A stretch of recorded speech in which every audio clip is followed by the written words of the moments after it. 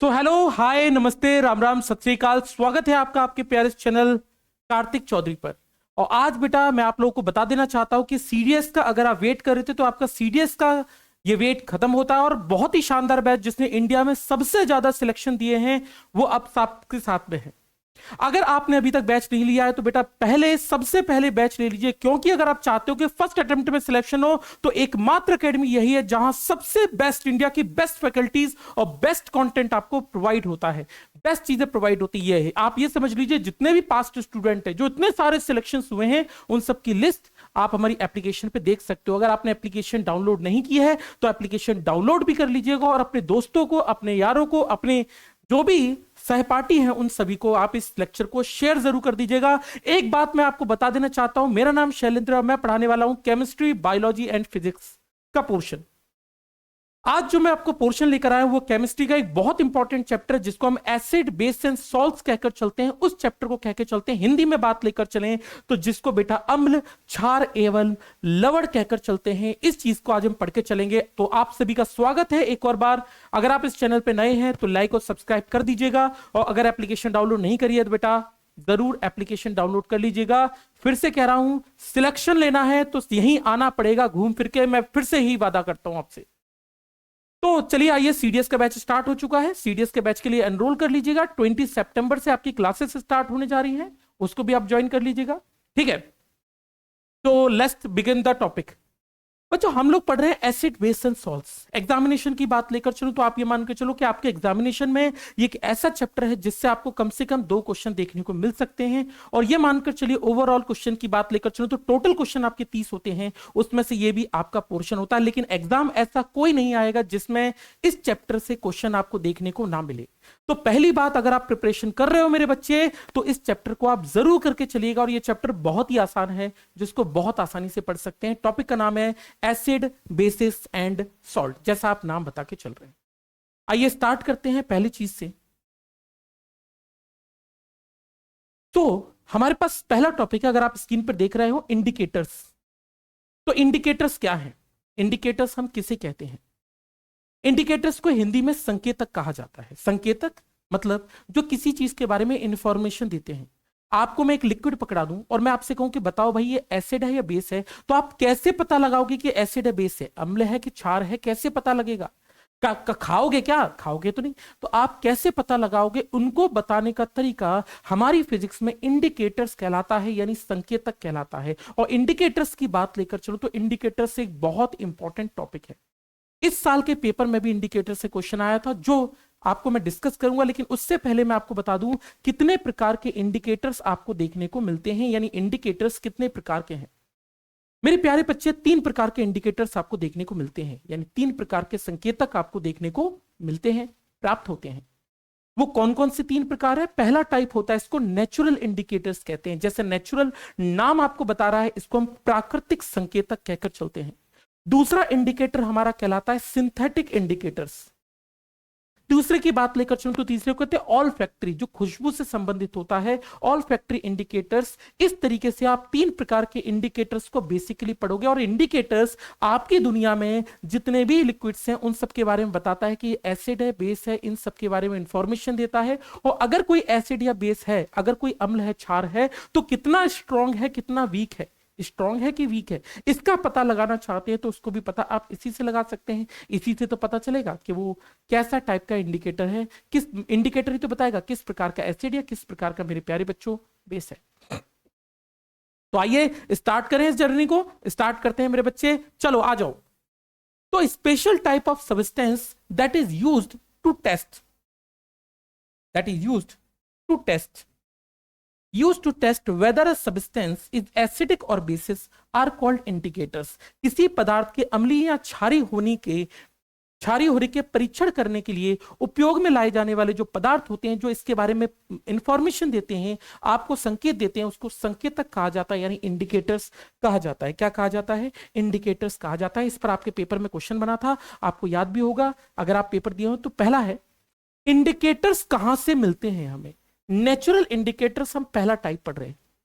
मेरे प्यारे बच्चे, नेचुरल इंडिकेटर्स का मतलब क्या होता है? Indicators that are obtained from natural sources, यानी जो प्राकृतिक चीजें आपको आसपास की जिंदगी में देखने को मिल रही हैं, उनसे जो आपको इंडिकेटर्स प्राप्त होते हैं, संकेतक प्राप्त होते हैं, उनको आप नेचुरल इंडिकेटर्स कहते हैं। चाहे वो आपकी प्याज हो, चाहे वो पत्ता गोभी हो, या फिर लाइकेंस हो, जिसके बारे में हम पढ़ने वाले हैं, और इस पर क्वेश्चन बहुत कॉमनली बनता है।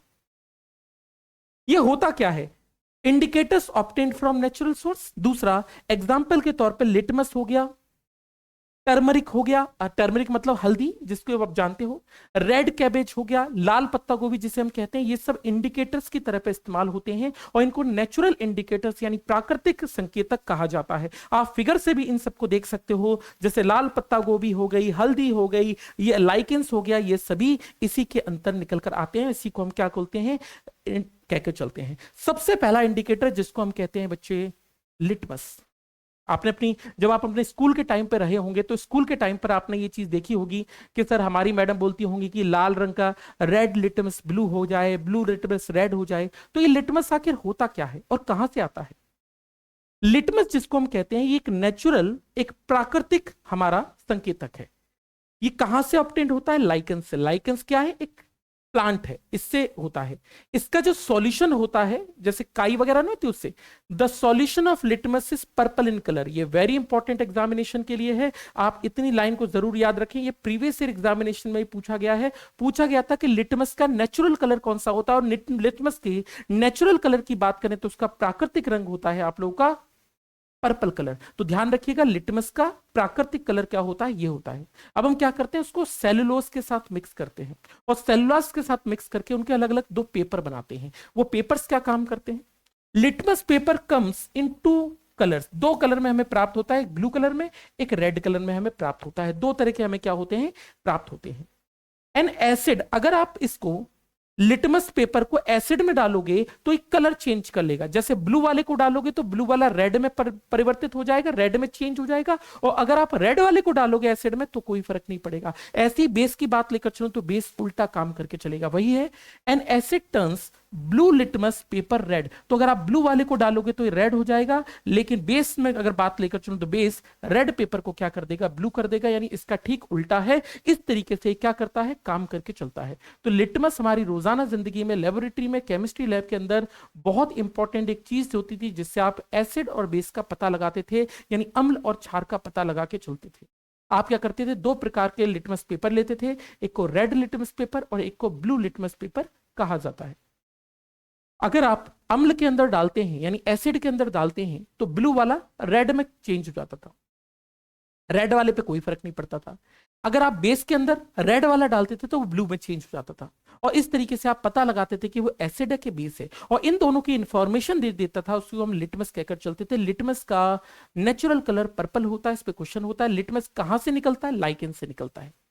इन दोनों बातों को ध्यान रखिएगा। एसिड होने पर ब्लू लिटमस रेड होता है और बेस होने पर रेड ब्लू में चेंज होता है। इन दोनों को भी याद रखिएगा। इतनी बातें आपको हर चीज क्लास में ही याद करवाने की कोशिश करूंगा। मैं चाहूंगा आप सारी चीजों को क्लास में ही यूटिलाइज और याद करते चले। चलिए, पहली चीज आपको अगर फिगर दिख रहा है तो देखिएगा। दूसरा इंडिकेटर्स बेटा कहलाता है हमारा हल्दी, जिसके बारे में हम सभी जानते हैं और जानना भी चाहिए, क्योंकि हल्दी तो भाई नेचुरल है। Turmeric turns reddish brown with base. हल्दी लाल भूरे रंग की हो जाती है।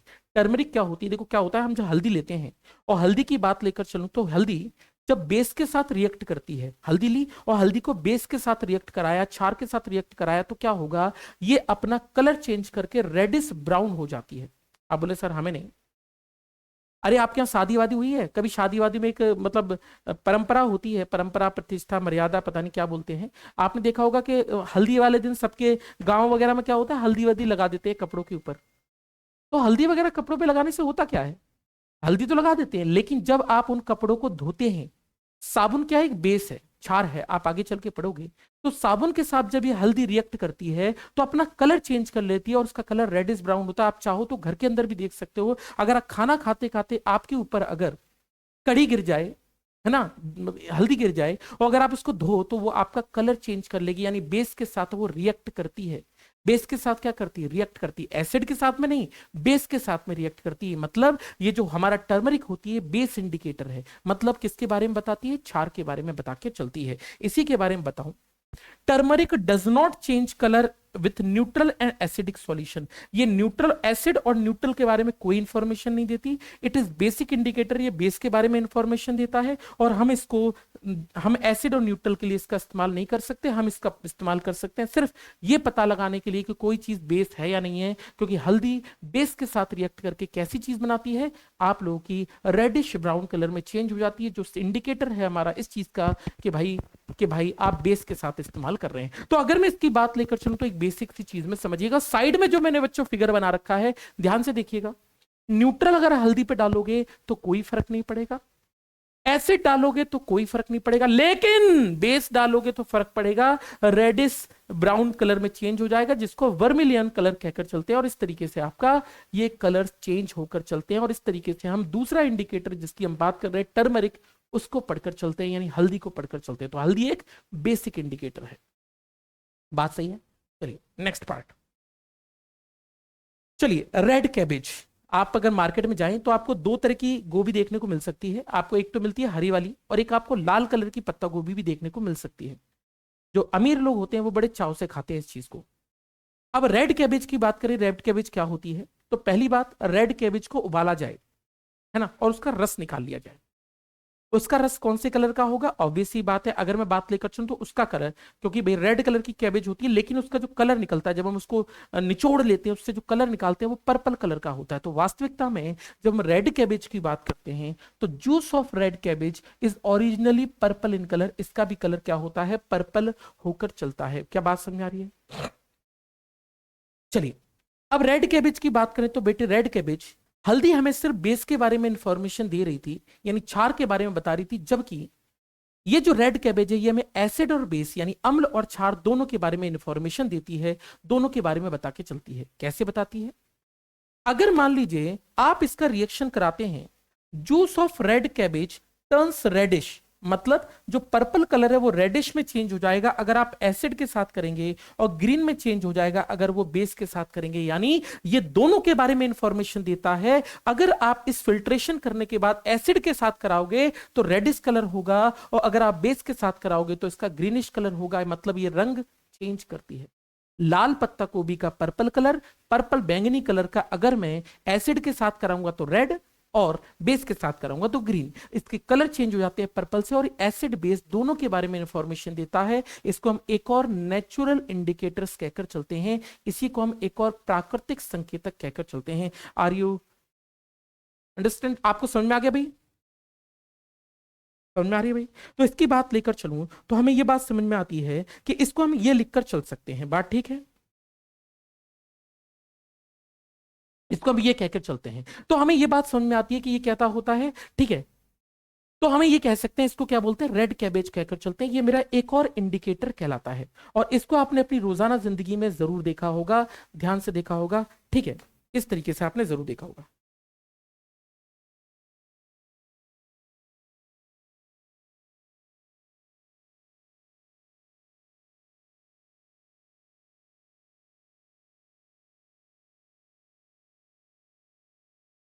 चलिए, तो अगर मैं बात लेकर चलूं तो हम ये कह सकते हैं कि इसकी बात लेकर चलूं तो हम ये आपने रोजाना जिंदगी में जरूर देखा होगा। जैसे एक सफेद कलर की शर्ट लेकर आओ और उस पर हल्दी का दाग गिरा दो, और हल्दी का दाग गिराने के बाद आप साबुन लेकर उसको रगड़ो, तो साबुन एक बेस है, तो जब इसके साथ रिएक्ट करता है तो ये अपना कलर चेंज करके रेडिश ब्राउन कलर हो जाता है। और इसी को हम रोजाना जिंदगी में देख सकते हैं। ये आपने देखा होगा, stain of curry on a white cloth becomes reddish brown when soap which is basic in nature when scrubbed on it. आप चाहो तो डेली लाइफ में एक्सपेरिमेंट भी कर सकते हो, डेली लाइफ में एक्सपेरिमेंट भी कर सकते हो। फिर से अभी तक जो पढ़ाया रिवाइज करा दूं। सबसे पहले आपने लिटमस पढ़ा। लिटमस बेसिकली लाइकेंस होता है, लाइकेंस से डिराइव होता है। इसका ओरिजिनल कलर पर्पल होता है। जब इसको एसिड के साथ रिएक्ट मतलब पेपर को लेकर आते हैं तो एसिड के साथ में जो ब्लू कलर होता है, ब्लू लिटमस पेपर होता है, वो रेड में हो जाता है चेंज। और जब बेस के साथ करते हैं, क्षार के साथ करते हैं, तो जो रेड होता है वो ब्लू में चेंज हो जाता है। इसके बाद आप लोगों ने पढ़ा, इसके बाद आपने पढ़ा रेड कैबेज के बारे में। तो रेड कैबेज की बात लेकर चलूं तो उसका कलर पर्पल होता है। पर्पल कलर की बात लेकर चलूं तो पर्पल कलर एसिड और बेस दोनों के साथ बता के चलता है। एसिड के साथ जब हम रिएक्शन कराते हैं तो रेड हो जाता है, और बेस के साथ कराते हैं तो ग्रीनिश कलर हो जाता है। ओरिजिनली इसका कलर पर्पल होता है। आपको बच्चों में एक बात बता दूं, आपको मैं ये रिमेंबर आपको याद करवा दूंगा क्लास के अंदर ही। आप इन चीजों को बेफिक्र रखे चाहिए, सुनिएगा मेरी बात को। तो ये दोनों तरीके से प्रक्रियाएं करके चलता है। अगर मैं बात लेकर चलूं तो ठीक है, अगर मैं बात लेकर चलूं तो इसकी, तो ये इसके साथ क्या करता है, रिएक्ट करके चलता है। इसी के बारे में हम बात करते हैं, ठीक है। तीसरा हमने पढ़ा था हल्दी। हल्दी के बारे में बात लेकर चलते हैं। हल्दी हम जानते हैं सिर्फ और सिर्फ बेस के साथ रिएक्ट करती है, और ये एसिड के साथ कोई रिएक्शन नहीं देती है, ना ही न्यूट्रल के साथ में। न्यूट्रल मतलब जो एसिड भी नहीं है और बेस भी नहीं है। एक क्वेश्चन आपका इससे बना है, ये एनसीईआरटी का एक सवाल है जो सीधे सीधे आपके पेपर में आया था। मैं एनसीईआरटी की कटिंग लेकर भी आपके पास आया हूं। एनसीईआरटी से क्या सवाल था, litmus solution is a purple dye. हम जानते हैं ये पर्पल डाई होता है, और इसको किससे निकालते हैं, लाइकेन से निकालते हैं। आपका मन बहुत कर रहा होगा कि लाइकेन सर क्या होता है। A plant belonging to division Thallophyta, आप बायोलॉजी के अंदर पढ़ोगे कि एक डिवीजन होती है थैलोफाइटा, उसके अंदर ये अंतर्गत ये प्लांट आता है जिसको हम लाइकेन कहते हैं। थैलोफाइटा के अंतर्गत आता है, और ये एक नेचुरल इंडिकेटर यानी प्राकृतिक संकेतक कहलाता है, ठीक है।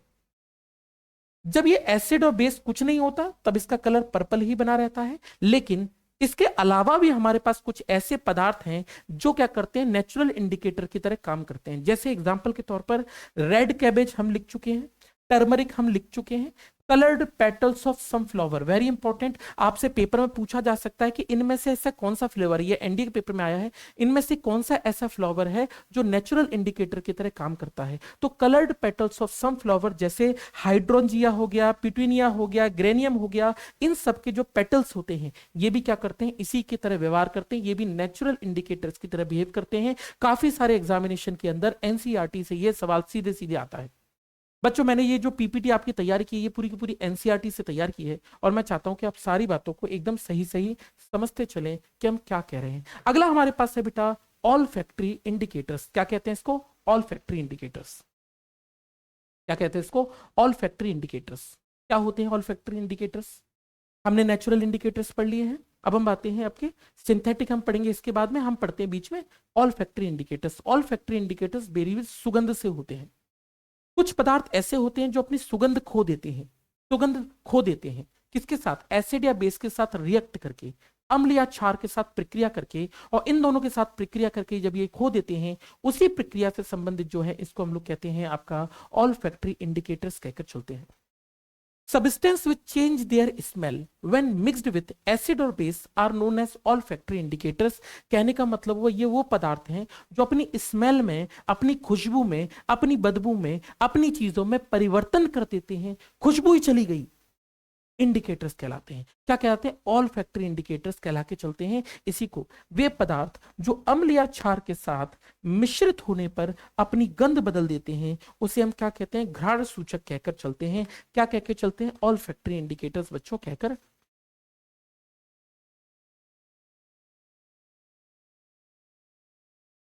चलते हैं। क्या कह के चलते हैं, ऑल फैक्ट्री इंडिकेटर्स कहकर चलते हैं। एग्जाम्पल के तौर पर जैसे ऑनियन हो गया, वेनिला हो गया, ये सभी इसी के अंतर्गत आते हैं। ऑनियन, वेनिला इसी के अंतर्गत आते हैं। नेक्स्ट पार्ट अगला है सिंथेटिक इंडिकेटर्स। क्या है, सिंथेटिक इंडिकेटर्स। क्या होते हैं सिंथेटिक इंडिकेटर्स। सिंथेटिक इंडिकेटर्स तीसरा हमारे पास पार्ट। अच्छा मेरा एक छोटी सी बात आपको बताना भूल गया, इनके बारे में देख लो। पहली बात, अगर हम आपसे बात करें the smell of vanilla vanishes, यानी आपने वेनिला देखा होगा, वेनिला की स्मेल का इस्तेमाल बहुत सारी चीजों में किया जाता है। आइसक्रीम बनाने में किया जाता है, कई सारे केक्स वगैरह बनाने के लिए किया जाता है। The smell of vanilla vanishes with base, मतलब बेस के साथ जब इसका रिएक्शन कराते हैं या बेस के साथ ये कांटेक्ट में आती है, जैसे साबुन के साथ ये संपर्क में आए तो ये अपनी अपनी खुशबू को ही खो देती है। यानी the smell of vanilla vanishes with base but not vanish with, लेकिन एसिड के साथ ये रिएक्ट नहीं करती। ये भी एक बेसिक इंडिकेटर यानी क्षारीय एक संकेतक कहलाती है। ये क्षार के बारे में बताती है क्योंकि जब हम इसको क्षार के साथ, बेस के साथ संपर्क में लाते हैं तो ये अपनी खुशबू को खो देती है ना। बात समझ आ रही है। और दूसरा इंडिकेटर जिसको हम कहते हैं उसको हम बोलते हैं ऑनियन, जिसको हम प्याज कहकर चलते हैं। भैया पेस्ट और juice of onion loses it's smell when react with base. तो अगर आप ऑनियन लेकर आए, आप प्याज लेकर आए और प्याज का रस निकाल लें और इसको साबुन के साथ रिएक्ट कराएं, तो साबुन के साथ रिएक्ट करने पर ये अपनी स्मेल खो देगी। आप बोले डेली लाइफ के एग्जाम्पल देख सकते हो। आप कब बर्तन धोते हो, तो बर्तन धोते हैं तो हम साबुन वगैरह का इस्तेमाल करते हैं। साबुन वगैरह का इस्तेमाल करने से इनकी खुशबू चली जाती है। Juice loses it's smell when base के साथ। लेकिन भाई अगर आप एसिड के साथ रिएक्शन कराते तो इनकी स्मेल नहीं जाती। एक्चुअली में ये जो ऑनियन होती है ये किसके साथ अपना स्मेल चेंज करती है, बेस के साथ चेंज करती है। जैसे एग्जांपल के तौर पे वेनिला भी अपना, ये दोनों के दोनों बेसिक इंडिकेटर्स कहलाते हैं, यानी क्षारीय संकेतक कहलाते हैं। ये भी अपनी स्मेल खो देती है मेरे प्यारे बच्चे, और ऑनियन जिसको हम प्याज कहते हैं ये भी अपनी स्मेल को खो देता है, अपनी सुगंध को खो देता है। बात क्लियर है आप लोगों को? तो ये भी अपनी स्मेल को क्या करता है, खो देता है। ठीक है, डन। तो ये भी क्या करता है, अपनी स्मेल को खो देता है। अगली चीज, अगला पार्ट मेरे पास मेरे बच्चों है, इसको हम लोग कहते हैं सिंथेटिक इंडिकेटर्स। पहला था नेचुरल इंडिकेटर्स, फिर हमने पढ़ा ऑल फैक्ट्री इंडिकेटर्स, और तीसरा इंडिकेटर्स कहलाते हैं, इनको हम कहते हैं सिंथेटिक इंडिकेटर्स। सिंथेटिक मतलब जो आपने अपनी लेबोरेटरी के अंदर बनाए हैं उनका यूज करके हम जब किसी चीज का पता लगाते हैं तो उनको बोलते हैं सिंथेटिक इंडिकेटर्स।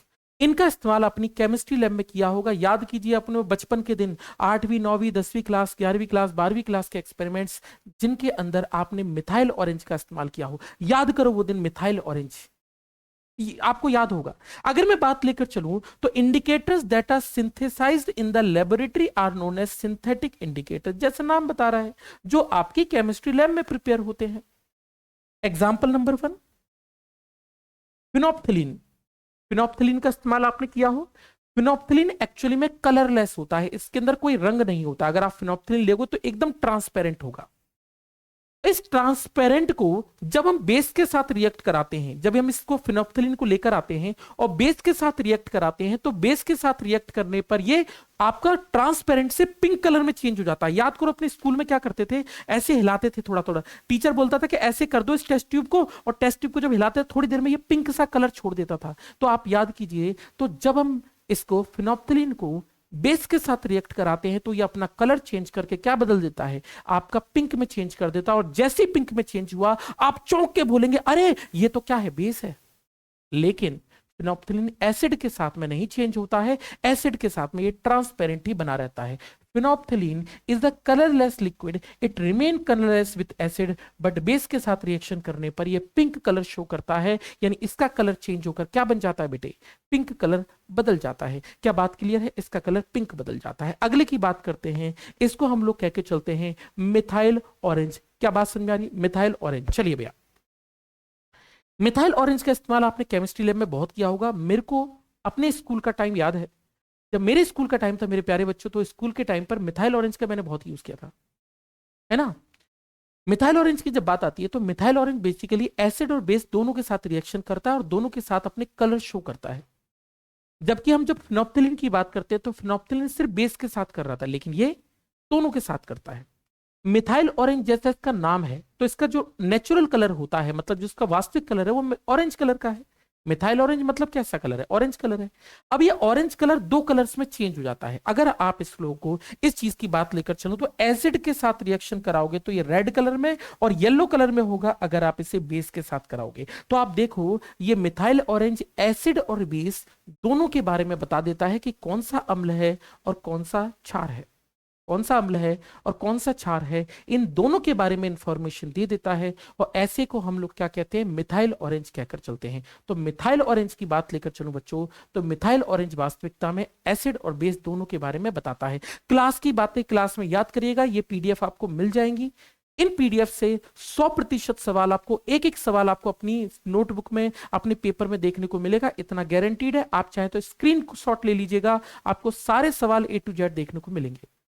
मैंने एनसीईआरटी की हर लाइन को यहां पर इंडिकेट किया है, ठीक है। अगर मैं बात लेकर चलूं तो मिथाइल ऑरेंज एसिड के साथ में रिएक्शन करके रेड कलर और बेस के साथ रिएक्शन करके येलो कलर शो करता है, बेस के साथ रिएक्ट करके ये कलर शो करता है। इसको हम बात लेकर चलूं तो इसको हम लोग कह के चलते हैं, दोनों तरह का ये इंडिकेटर बच्चों कहलाता है। अगली बात,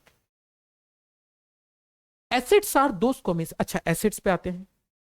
अभी तक हमने ये जाना कि एसिड और बेस का पता कैसे लगाएंगे। अब बात आती है एसिड का पता कैसे लगाएं। देखिए एसिड का जब हम बहुत साल पहले की बात करें तो पहली बात तो ये लोग टेस्ट से बता सकते हैं। टेस्ट मतलब होता है चक्कर, चक्कर कि चक्कर कैसा है, खतरनाक हो सकता है, ऐसा काम ना करें, परंतु मैं बताना चाह रहा हूं उनका टेस्ट होता कैसा है। एसिड की बात लेकर चलूं तो ये क्या होते हैं, सोर इन टेस्ट होते हैं। सोर का मतलब होता है खट्टा। तो जब आप बोले सर कोई एग्जांपल, विनेगर, आप विनेगर को कभी टच किए हो जीभ से तो क्या होता है, खट्टा होता है, खट्टा। टार्टरिक एसिड खट्टा होता है, खट्टा है ना। एसिटिक एसिड खट्टा होता है, खट्टा। तो जब आप एसिड को टेस्ट करेंगे तो आपको खट्टा मिलेगा, यानी ये सोर इन टेस्ट होते हैं, सोर इन टेस्ट होते हैं, पहली बात। लेकिन ये कोई अच्छी बात थोड़ी ना है कि हर एक चीज को टेस्ट करके बताएंगे, हैं? अच्छी बात थोड़ी, नाइट्रिक एसिड टेस्ट कर रहे हैं। हम चाहते थे कि कोई और तरीका हमें देखने को मिले, तो एक साइंटिस्ट है जिनका नाम था एरिनियस। उन्होंने क्या बोला, एरिनियस ने एक कॉन्सेप्ट दिया कि आप इसका एक सॉल्यूशन बनाओ, किसके साथ, वाटर के साथ। जो आप लिखा है उसको वाटर के साथ डाइल्यूट करो। जब पानी के साथ मिलाओगे इस चीज को तो आप देखोगे जो आपने चीज ली है वो क्या करेगा, H+ आइंस पानी में छोड़ देगा, H+ आइंस पानी में छोड़ देगा। तो इनका कहने का मतलब क्या था, जैसे H2SO4 का आपने एक्वस सॉल्यूशन बनाया, वाटर के साथ सॉल्यूशन बनाया, तो आप देखोगे H2 करने पर क्या होगा, H+ आइंस जो है वो बाहर निकल जाएंगे, यानी H+ अलग हो जाएंगे। तो H+ निकल जाएंगे, H2SO4 में से H+ सब अलग अलग हो जाएंगे, H+ क्या हो जाएंगे, अलग अलग हो जाएंगे। तो H+ क्या हो जाएंगे, अलग अलग हो जाएंगे। और ये ऐसे HCl की बात करें तो HCl से H क्या हो जाएंगे, अलग अलग हो जाएंगे। HNO3 की बात करें तो H क्या हो जाएंगे, अलग अलग हो जाएंगे।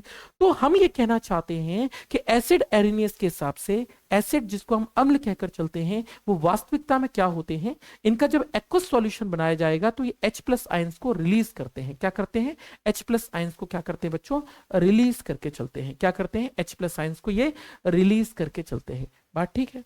तो आपको पहचानने में कोई तकलीफ नहीं होगी, आप आराम से समझ सकते हो कि क्या करते हैं, H+ आयंस को रिलीज करके बच्चों चलते हैं। बात ठीक है, नो डाउट।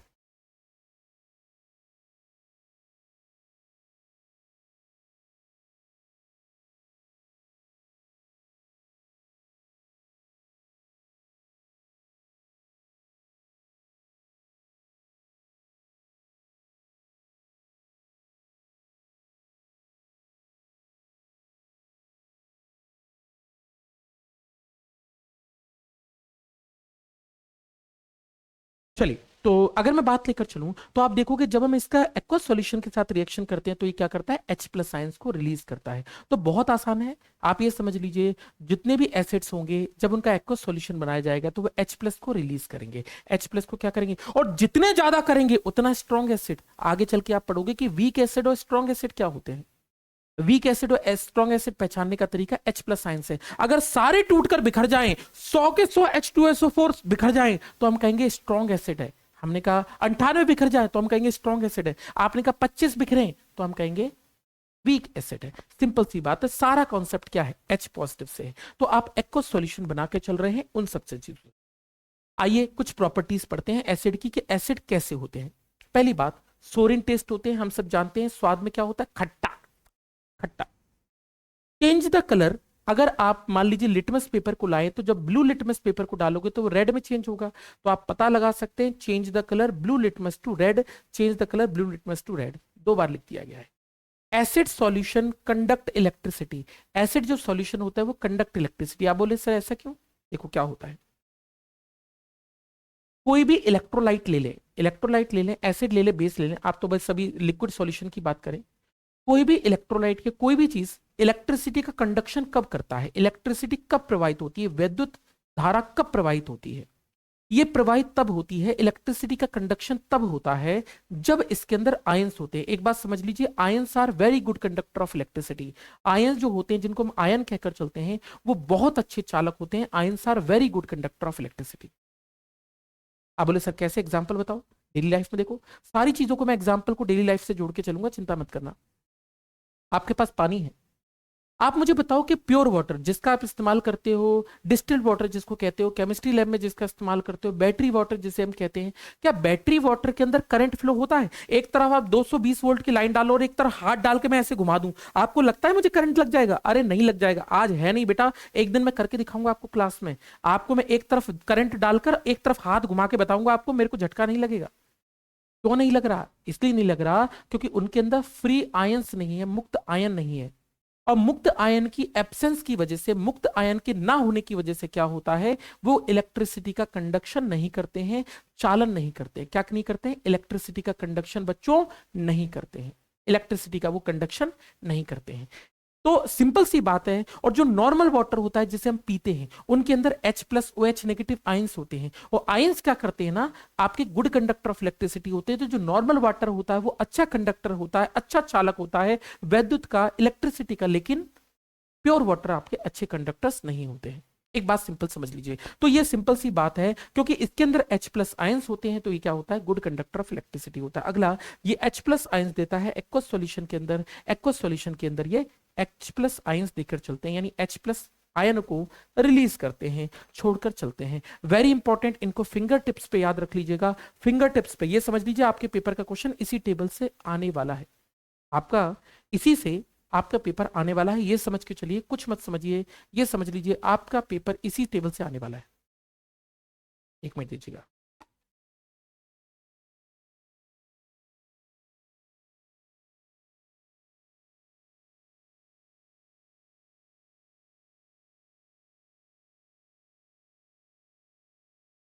चलिए, नेचुरल सोर्स ऑफ एसिड। चलिए, अब हम ये जानना चाहते हैं, कुछ एसिड को हमने लिया है और हम ये जानना चाहते हैं इनको प्राकृतिक रूप से आप कहां प्राप्त कर सकते हैं। इनके ऊपर पेपर में कई बार प्रश्न पूछे गए हैं। अगर आप प्रीवियस ईयर पेपर उठा के देखोगे तो आपको कई बार इसके क्वेश्चन देखने को मिलेंगे। यहां तक कि आप अगर इस एग्जामिनेशन के अलावा भी किसी डिफेंस एग्जामिनेशन और किसी एग्जामिनेशन की प्रिपरेशन करो, चाहे रेलवे की प्रिपरेशन कर रहे हो कि उन सभी में भी आपको ये इस पे क्वेश्चन देखने को जरूर मिलेंगे। जैसे एग्जांपल के तौर पर आपसे मैं कहूंगा एसिटिक एसिड, जिसको हम कहते हैं एसिटिक एसिड। एसिटिक एसिड हमें कहां देखने को मिलता है? तो एसिटिक एसिड की बात लेकर चलूं तो विनेगर में मिलता है, जिसको हम सिरका कहते हैं। सिरका में आपने वास्तविकता में प्याज वगैरह, जब कभी अब ढाबे वाबे पे खाना खाने गए हो तो वो लोग अपनी प्याज को सिरके में भिगो के रखते हैं। तो आपने देखा होगा सिरके में भिगो के रखते हैं, उसी के अंतर्गत सिरका, जिसको हम विनेगर कहकर चलते हैं, विनेगर के अंदर एसिटिक एसिड पाया जाता है। एसिड नंबर दूसरा, जिसको हम एस्कॉर्बिक एसिड कहते हैं, एस्कॉर्बिक एसिड कहते हैं। एस्कॉर्बिक एसिड की बात लेकर चलूं, विटामिन सी की बात लेकर चलूं, तो आप ये देखोगे ग्वावा हो गया, ग्वावा तो आप जानते होंगे, अमरूद जिसे हम कहते हैं। आंवला हो गया, आंवला हो गया, आंवला एक बहुत अच्छा सोर्स होता है ना। लोग कहते हैं कि भैया एक जूस पी लो बस आपके बॉडी डिटॉक्स हो गई और किडनी का फिल्ट्रेशन अच्छा हो गया, ऐसा वैसा। बट सही बात है, आंवला जो है वो बहुत अच्छा आपका मतलब आपकी बॉडी को बहुत प्योरीफाई करने का बहुत अच्छा काम करता है। सिट्रिक एसिड, तीसरे को बोलते हैं सिट्रिक एसिड। सिट्रिक एसिड कहाँ पाया जाता है बात लेकर चलूं, तो सिट्रिक एसिड की बात लेकर चलूं तो लेमन में पाया जाता है, ऑरेंज, जितने भी खट्टे पदार्थ हैं, और अदर सिट्रस फ्रूट में पाया जाता है, जैसे लेमन हो गया, ऑरेंज हो गया। तो अगर आपसे पूछा जाए सिट्रस फ्रूट कहाँ कहाँ पाया जाता है, सिट्रस एसिड इसमें पाया जाता है। अगला, लैक्टिक एसिड, ये तो सब लोग जानते हैं। लैक्टिक मतलब किसका संबंध है? लैक्टिक का संबंध होता है हमारा किससे? दही से, है ना, दही वगैरह से, दूध वगैरह से, इनसे संबंध होता है। तो इसकी बात लेकर चलूं तो लैक्टिक एसिड होता है सोर मिल्क में, खट्टा खट्टा दही वगैरह, है ना। मेथानोइक एसिड, ये आपके प्रीवियस ईयर पेपर में पूछा गया है, मेथानोइक एसिड। और क्या आया था मैं आपको बताऊं, पेपर में यह आया था कि अगर आपको चीटा काट ले, चीटा काट ले, मधुमक्खी काट ले, तो उसके काटने से, है ना, उसके काटने से आपको एकदम से जलन होती है, मरा जाता है आदमी। क्यों जलन होती है? तो उसके जलन होने का रीजन ये है, उसके जलन होने का रीजन ये होता है कि उसके अंदर होता है मेथानोइक एसिड, और मेथानोइक एसिड की वजह से जलन होती है। इसके अंदर एंट स्टिंग, चीटे के काटने की वजह से, नेटल स्टिंग, नेटल क्या है इसके बारे में भी हम आगे चल के बात करेंगे। इस पे पेपर में क्वेश्चन बहुत बढ़िया पूछा गया है। इस पे एनसीईआरटी में ये भी एक अलग लाइन से लिखा गया है। नेटल को अभी हाल फिलहाल में नोट डाउन कर लीजिएगा, नेटल को हम अलग से पढ़ के चलेंगे, क्योंकि प्रीवियस ईयर पेपर में क्वेश्चन बना है, तो मैंने अलग से भी इसके बारे में इंफॉर्मेशन दी है। मैंने फिर से कहा, आप किसी भी एग्जाम की प्रिपरेशन करो, खासकर सीडीएस की करो, आपको 100% सवाल इसी में से देखने को मिलेंगे, बशर्ते आप सारी फाइल्स को, जितनी भी पीडीएफ मिलेंगी, सभी को अच्छे से, एक अच्छे से ऑर्गेनाइज वे में लिख लीजिएगा। अगर आप प्रिंट निकलवा सकते हो तो प्रिंट भी निकलवा सकते हो। ऑक्जेलिक एसिड, ऑक्जेलिक एसिड आप जानते हैं टोमेटो के अंदर पाया जाता है, जो टमाटर होते हैं उनके अंदर ऑक्जेलिक एसिड पाया जाता है। नेक्स्ट होता है टार्टरिक एसिड। टार्टरिक एसिड कौन इस्तेमाल करते हैं? जो आपने देखा होगा, कुछ जो आलू टिक्की वाले होते हैं, वो अपना पानी जो हाथों से घोलते हैं, लगा टार्टरिक एसिड और उसमें मिला दिया, बोले कौन नींबू डालेगा इसमें, टार्टरिक एसिड डालो, तो टार्टरिक एसिड डाल देते हैं, है ना। तो इमली जो होती है उसके अंदर क्या पाया जाता है, टार्टरिक एसिड पाया जाता है। और इस तरीके से एसिड, दोबारा से एक बार जल्दी से क्विक रिवीजन करें। एसिडिक एसिड विनेगर में पाया जाता है। एस्कॉर्बिक एसिड बात लेकर चलूं तो आपके गुआवा में आंवला में पाया जाता है। तीसरे सिट्रिक एसिड की बात लेकर चलूं तो सिट्रिक एसिड लेमन में, ऑरेंज में पाया जाता है। लैक्टिक एसिड की बात करूं तो सोर मिल्क और कर्ड में पाया जाता है। मैथोनिक एसिड की बात करूं तो नेटल स्टिंग में, एंट स्टिंग में पाया जाता है। ऑक्जेलिक एसिड की बात करूं तो टमाटर में पाया जाता है। टार्टरिक एसिड की बात करूं तो इमली में पाया जाता है। इस तरीके से ये चीजें पाई जाती हैं। इनको भी फिंगर टिप्स पे याद रख लीजिएगा। बात ठीक है, तो इनको भी आप क्या करो, फिंगर टिप्स पे याद रखकर चलो ताकि ना हो। अगली चीज टैनिक एसिड। एक गोविंदा की मूवी थी और गोविंदा की मूवी में था कि भैया इसमें टैनिक एसिड पाया जाता है, पता नहीं क्या थी उसमें, वो लोग फैक्ट्री वैक्ट्री खोल देते हैं। चलिए, पहली बात टैनिक एसिड किस में पाया जाता है, टैनिक एसिड पाया जाता है चाय में, चाय में पाया जाता है। अगले की बात करूं फॉर्मिक एसिड, फॉर्मिक एसिड मतलब वही होता है बेसिकली मैथोनिक एसिड। इसकी बात करूं तो ये पाया जाता है रेड एंट्स में, लाल चींटियों में, मधुमक्खियां जो काट लेती हैं। Folic acid very important, folic acid, folic acid की बात करूं तो ग्रीन लीफी वेजिटेबल्स जैसे पालक हो गया, पत्ता गोभी हो गया, वो पालक हो गया है ना, मैथी हो गया, इन सब के अंदर पाया जाता है। हाइड्रोक्लोरिक एसिड, ओहो हाइड्रोक्लोरिक एसिड, HCl। आप जानते हैं HCl हमारे पेट के अंदर पाया जाता है और पेट के अंदर गलाने का काम वही करता है, एसिड। और मैं आपको एक बात बता दूं, हमारे पेट के अंदर इतना एसिडिक होता है, ये लगभग इसकी जो पीएच वैल्यू होती है वो 1 होती है। इतना एसिडिक होता है कि अगर ये आपके हाथ पे गिर जाएगा ना तो आपके हाथ जल जाए, इतना एसिडिक होता है ना। बात लेकर चलो हाइड्रोक्लोरिक एसिड की, तो इसको गैस्ट्रिक जूस में लिखते हैं। ब्यूट्रिक एसिड जो होता है वो रेंसिड बटर, जो बासी बटर हो जाता है उसके अंदर। मैलिक एसिड की बात करूं तो मैलिक एसिड आपका एप्पल में पाया जाता है। इस तरीके से आपका पाया जाता है। फिर से क्विक रिवीजन, टैनिक एसिड किस में पाया जाता है, बात लेकर चलो तो टी में पाया जाता है। फॉर्मिक एसिड में किस में पाया जाता है, रेड एंड्स और बीट में पाया जाता है। फॉलिक एसिड किस में पाया जाता है, हरे पत्तेदार सब्जियों में। हाइड्रोक्लोरिक एसिड गैस्ट्रिक जूस में। बिट्रिक एसिड की बात लेकर चलूं तो रेंसिड बटर में पाया जाता है। मैलिक एसिड की बात करूं तो वह एप्पल में पाया जाता है, यानी जिसको हम सेब खाते हैं। और इस तरीके से एसिड्स, कौन सा एसिड कहां है और किसका नेचुरल सोर्स क्या है, ध्यान रखिएगा ताकि आपको कोई भी चीज भूले ना और कोई भी चीज आप पे हमेशा रिमेंबर बनी रहे। इस तरीके से आप पढ़ सकते हैं। चलिए, कितने प्रकार के एसिड्स हैं हमारे चारों तरफ, हमारे चारों तरफ कितने प्रकार के एसिड्स आपको देखने को मिलते हैं, कितने प्रकार के एसिड्स देखने को मिलते हैं मेरे प्यारे बच्चों। जब हम एसिड की बात करते हैं तो कुल मिला के हम 4 प्रकार से एसिड को लिखते हैं। जितना भी एसिड है जिसको हम अम्ल कहते हैं, 4 प्रकार से इसका वर्गीकरण किया गया है, 4 प्रकार से इसका वर्गीकरण किया गया है।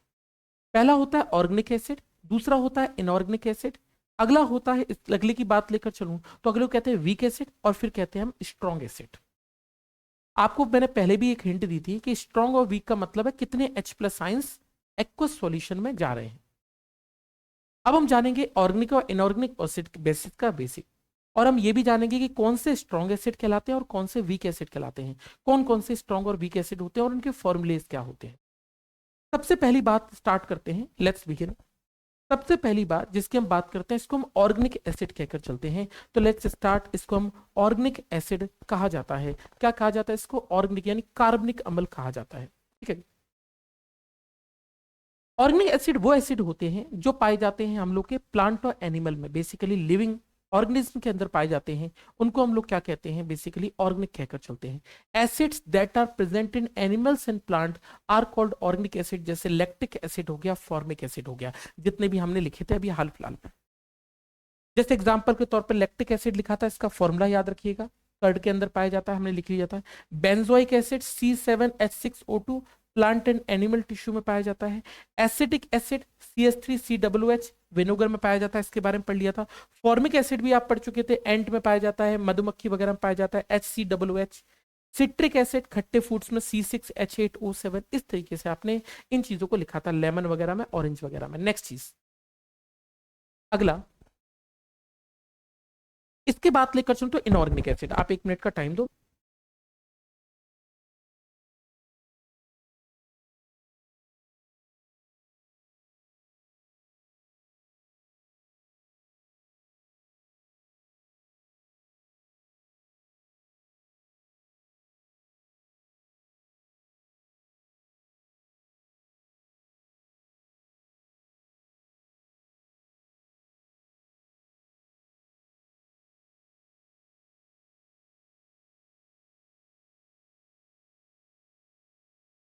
चलिए, लेट्स बिगिन। दोबारा से रिज्यूम करते हैं अपनी सर्विसेज को, ठीक है। चलिए, तो acid that are obtained from rock and minerals, तो इनऑर्गेनिक एसिड्स की बात करें तो इनऑर्गेनिक एसिड्स प्लांट और एनिमल्स ना पाकर हम, यानी जो पेड़ पौधे हैं, जो हमारे पास जानवर हैं, उनसे ना मिलकर ये हमें मिलता है रॉक्स और मिनरल्स के थ्रू। इनको हम इनऑर्गेनिक एसिड कहते हैं। इनऑर्गेनिक एसिड के भी टाइप्स पढ़ लीजिए, हाइड्रोक्लोरिक एसिड HCl जिसको कहते हैं, इसको गैस्ट्रिक जूस कहते हैं, ठीक है। फॉस्फोरिक एसिड की बात करूं तो H3PO4 होता है। कार्बोनिक एसिड जिसको हम ओशियंस में पाते हैं, सल्फ्यूरिक एसिड जिसको हम वोल्केनिक गैसेस में पाते हैं, और नाइट्रिक एसिड की बात करें तो नाइट्रिक एसिड का इस्तेमाल हम सोडा मेकिंग वगैरह के लिए करते हैं। इस तरीके से हम कई सारे एसिड्स को इनऑर्गेनिक एसिड का नाम देते हैं। मैंने आपसे कहा वीक एसिड और स्ट्रॉन्ग एसिड क्या होते हैं, फिर से देख लीजिए। स्ट्रॉन्ग एसिड का मतलब होता है वो एसिड्स जो जब हम एक्वस सॉल्यूशन में डालते हैं तो बहुत सारा उनका आयनीकरण होता है, यानी उनका आयनाइजेशन बहुत ज्यादा होता है, मतलब उनके H+ आयंस बहुत सारे निकलते हैं। जितने ज्यादा H+ आयंस निकलेंगे उतना ज्यादा वो स्ट्रॉन्ग एसिड कहलाता जाएगा। पूरे निकल जाएंगे तो सबसे स्ट्रॉन्ग एसिड है। दीज एसिड्स आयनाइज मोर और लेस कंप्लीटली, लगभग व्हेन डिसॉल्व इन वाटर, जब इनको वाटर में मिलाया जाता है तो लगभग ये सारे के सारे दे देते हैं। जैसे एग्जाम्पल के तौर पर H2SO4 हो गया, HNO3 हो गया ना। अब जैसे एग्जाम्पल के तौर पर जो टॉयलेट क्लीनर्स वगैरह होते हैं, ठीक है, उन सब की बात करें। वीक एसिड्स की बात करें तो वीक एसिड्स आपके कम H+ आयंस देते हैं। These acids ionize to a small extent when dissolved in water, जब इनको पानी में मिलाया जाएगा तो ये H+ आयंस कम देंगे, 25 ही निकले, 20 ही निकले, तो उनको हम क्या बोलेंगे, वीक एसिड्स कहकर चलेंगे। तो दो हमारे पास कैटेगरीज और बनती हैं जिनको हम स्ट्रॉन्ग एसिड और वीक एसिड, मेरे प्यारे बच्चों, लिखकर चलते हैं। That is known as strong and weak acid कहकर चलते हैं। बात क्लियर है? इनको हम क्या कहते हैं, स्ट्रॉन्ग एंड वीक एसिड्स कहकर चलते हैं।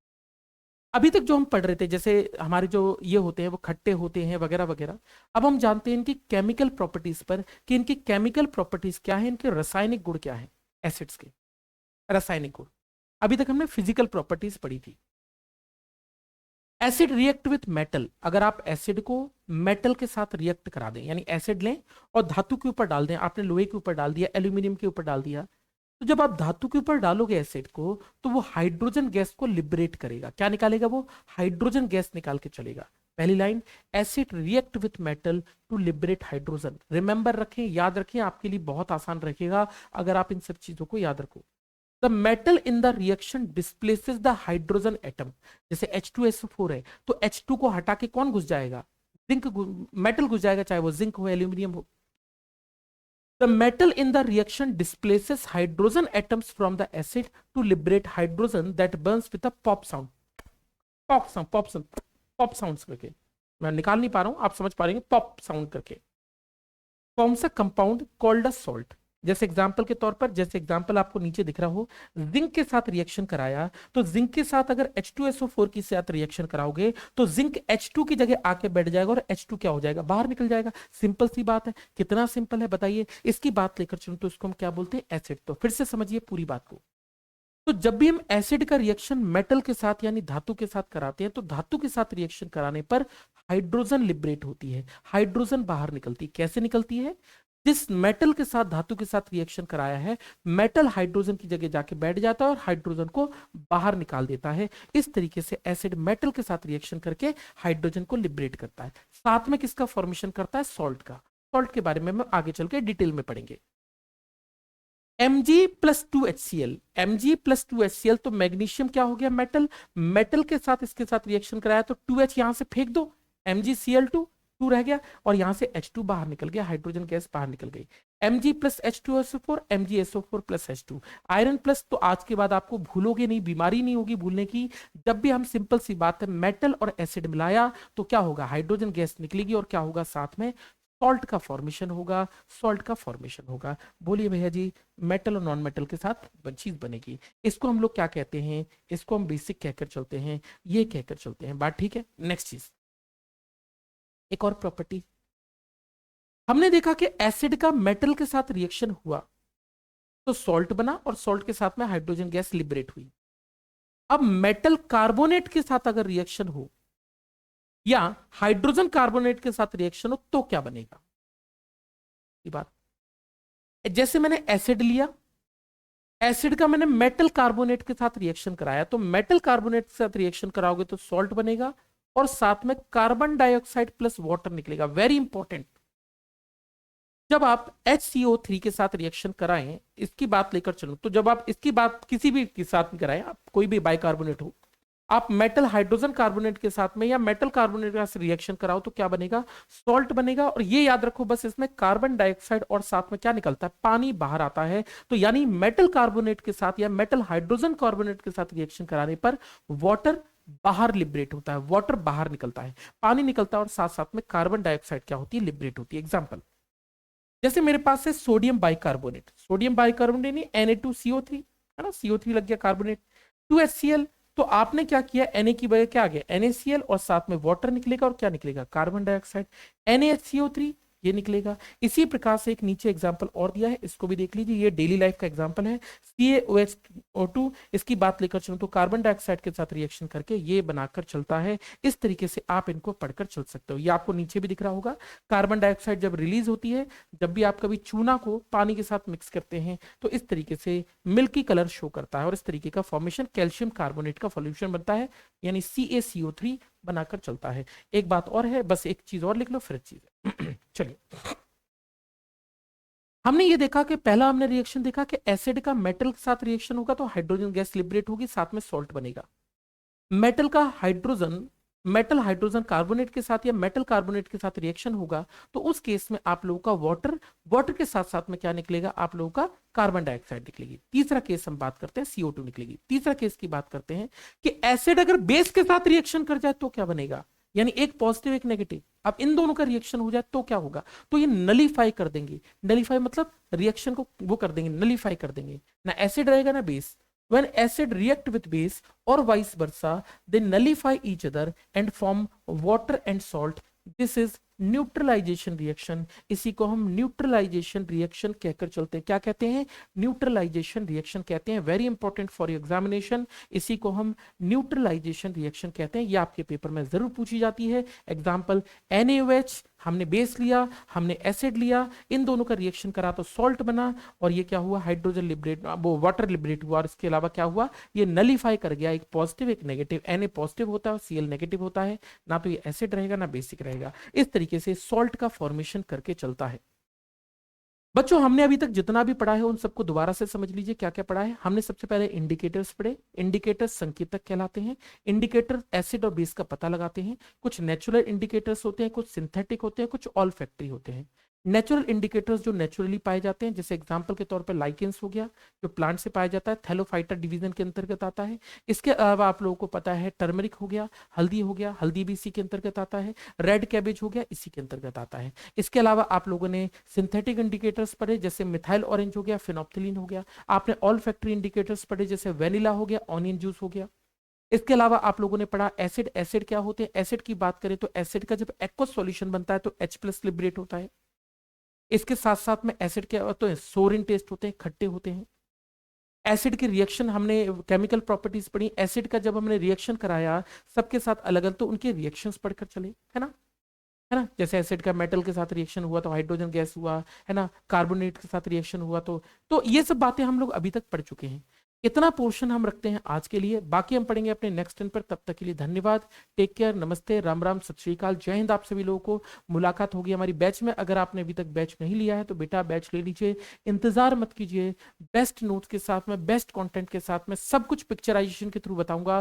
फिजिक्स का लेक्चर और बायो का लेक्चर भी इसी तरीके से रहेगा, सारा पिक्चराइजेशन के थ्रू रहेगा। मैं कोई भी चीज आपको नहीं रटवाऊंगा, सब कुछ मैं आपके दिमाग में डालूंगा, एक एक बात को कि मैं क्या बोल रहा हूं क्या नहीं बोल रहा हूं। सारी बातों को हम लाइन बाय लाइन पढ़ते रहेंगे। लेकिन आज के लिए बच्चों रखते हैं बस इतना सा। थैंक यू वेरी मच, नमस्ते, राम राम, सत श्री अकाल। आप सभी लोगों को मुलाकात होगी बेटा हमारी कल, मतलब जब भी हमारा लेक्चर होगा। तब तक के लिए थैंक यू वेरी मच। 20 सितंबर से आपकी क्लासेस स्टार्ट हो रही। जय हिंद।